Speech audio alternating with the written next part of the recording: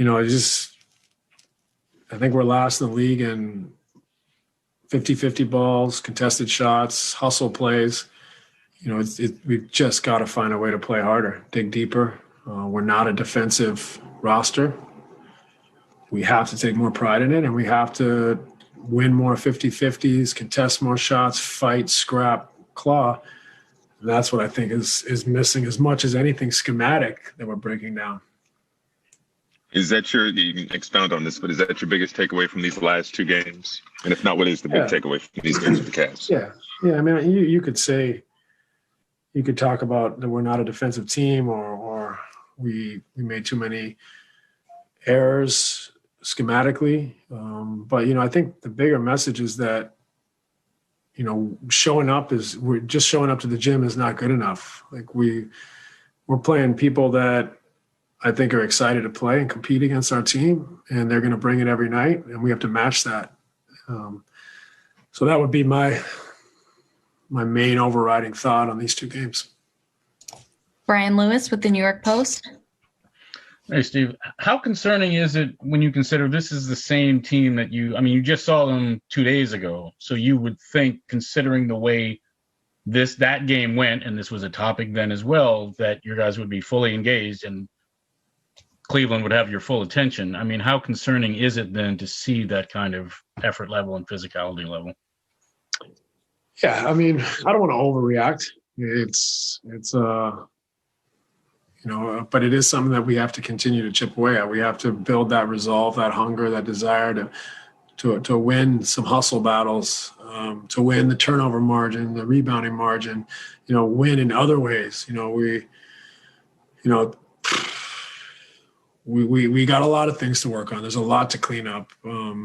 It's very early. Like I said, it's relatively new. Having Kai back after 2 weeks, James joining the team, Kevin sitting out tonight. It's a lot thrown at us. So, I don't want to overreact, but we are going to urge the guys to clean up as much as we can the hustle areas, but also schematically just continue to refine and get better. And you know how this league is. A few days ago, we're on a 4-game winning streak, and now we underperformed in 2 games. So we got to find a way to get ourselves, playing a little cleaner, a little sharper, and trying to clean up some of these categories that we're not competing well enough in.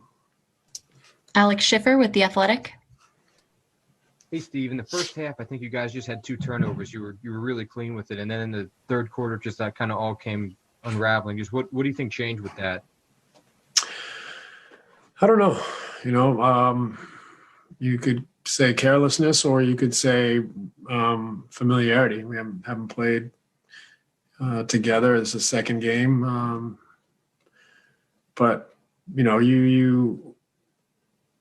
you want to protect them in a sense and say, like, hey, it's early. And at the same time, you expect them to perform. So I don't want to give them an out, but I also don't want to overreact on the night and realize that this is going to be a season where, it's going to be funky. It's not going to be your normal growth and progression where, I think we've played more games than any team in the league and had less practice time, and we're a new group and had a lot thrown at us. So I don't want to overreact, but we definitely are aware of our defensive inefficiencies, and we have to control some of those things that we can control. We can't control necessarily adding more defenders right now, but we can control how clean we are with our communication and our schemes. So we've worked on that every off day.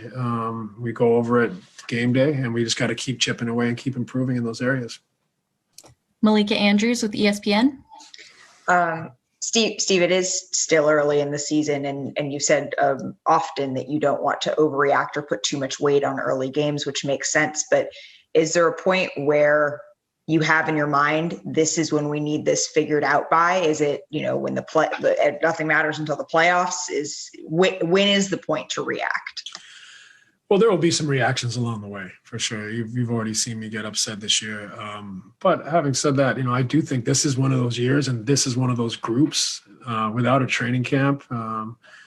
It's going to take us the entire year. So does that mean I expect us to be at this level until the playoffs? No, I expect us to improve, and, we'll have some weeks will be better than others. But as long as we're continually trending towards a higher level, that's all you can ask for. So, like I said, a couple of days ago, we were going well, and here we are getting outplayed twice in a row in Cleveland, and we got to get back and find that juice to if nothing else, make people feel us and make them pay for what we play, well, how we play out there on the floor. Right now, it just felt like Cleveland never really had to feel us, and so that's a lesson for us, and we'll get another shot at it tomorrow night. Christian Winfield with the New York Daily News. Hey, Coach, how does integrating James Harden into the rotation kind of change your rotations? Like, do you have to be more strategic with who you want to put around him versus what you had before? We're constantly going to search for what is the best rotation. We took, in a sense, Jeff came out of the starting lineup tonight for one reason, in that we're really small on that second unit.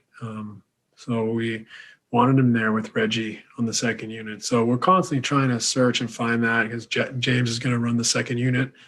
We got to continue to work through this and continual discovery on what are our best rotations and combinations. But we also got to be patient and try to survive in some senses this early season for us. And we got a lot to clean up, but we got a lot to build on too. So while we're frustrated, while we need a reaction, we also don't need to overreact and keep this team together, because that's the one thing that can unsettle us, is if we don't stick together, and if we allow some of these disappointments to magnify and to throw us off. We got to really just continue to push together and take some lumps along the way that will make us better and show more resolve and give us some lessons that'll be necessary when come playoff time.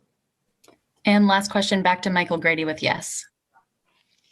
Coach, you were mentioning that teams are getting excited to play against you. Is there enough of a sample size just to notice a trend in the effort and the difference in effort against a Utah, against a Philadelphia, against a Milwaukee most recently, and no disrespect to the Cavs, but against those other teams that aren't necessarily your top tier?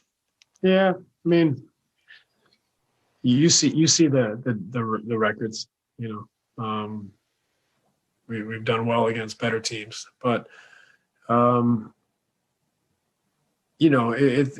we've talked to them about having a target on our backs, and that you're going to get people's best shots, and they'll be excited to play against the guys that we have on our roster. So there's a certain element of that, but like I said, we have to make them aware of that discrepancy in the effort and against the team we're playing, but also just overall that we stick to what our path is. And it's not a normal season, so it's not going to be 2 days between games sometimes where you can just practice. It's going to be very rare. We're going to have to really keep chipping away. It's going to be small margins and small growths, but continually have that be our plan and not get sideways over a couple losses. So we got to demand, we got to expect, we got to push, and at the same time we got to understand that it's not going to be